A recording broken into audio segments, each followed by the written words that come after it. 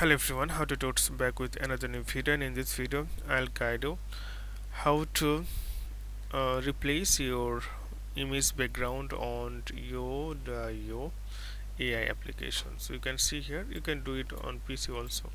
So first of all you need to create your account, then click here the three line, scroll down, then you can see here image tool and replace background. So now you have to choose the image that you choose the background, replace the background. So wait a second.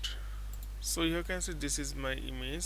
So you can, so now what you need to do, click here and you need to put ocean. I'm just generating. You can give the good prompt. I'm just give the normal and basic word.